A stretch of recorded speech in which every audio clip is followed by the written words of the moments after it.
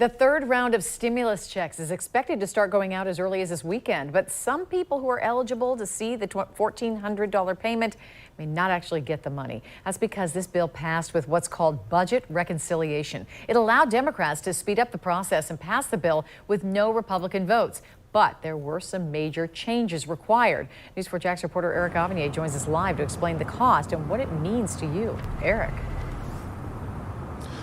Yes, well, unlike the first two stimulus bills that offered debt protection from debt collectors, this third bill does not. That means that $1,400 stimulus check that you may qualify for may still be up for garnishment if you owe a debt.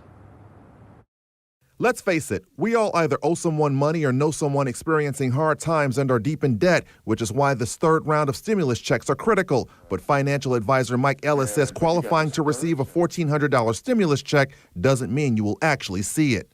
Those private businesses and things that you might owe money to have the ability to garnish that amount when it hits your bank account. To be clear, stimulus check garnishments only apply to people whose debts have gone into collections, and those collections only pertain to private businesses or credit card companies. The last two stimulus checks were protected from garnishments because lawmakers on both sides of the aisle passed stimulus bills without objections, which allowed for a debt protection policy to be in place. But in this third bill, Democrats wanted more relief money, and the only way to pass the bill with only 50 votes and no obstruction was to use what's called budget reconciliation. But it also made it subject to certain things that can't be included, like a policy protection. Around Jacksonville, people who are just learning about this loophole in the stimulus bill are not happy about it. So I don't think that it's a fair way to, for the collections agencies to make money just because someone may have owed a debt. The debt may have been owed due to, loss of a job or a furlough. I think the American people should have the choice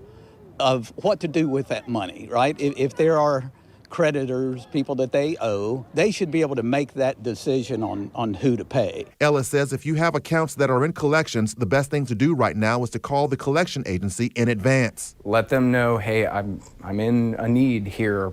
Please work with me so that you don't garnish what's deposited in my account. Now, to be clear one more time, the stimulus check garnishments do not apply to people, and I repeat, do not apply to people who owe money to the government. Coming up at 11, we get answers for the 3 frequently asked questions about stimulus checks. Reporting live, Eric Avanier, Channel 4, the local station. So, Eric, how would the garnishment process work? So this is how it would work. Collection agencies would have a list of names of people who are very far behind on debts that they owe. And they would simply just pass that list off or send that list to the courts so that a judge was signed off on that. And once it's signed off, then they basically have access to your money. But again, they can only get the $1,400 that you would have gotten. They can't get a penny more. All right, Eric Avanier reporting to us live. Thank you, Eric.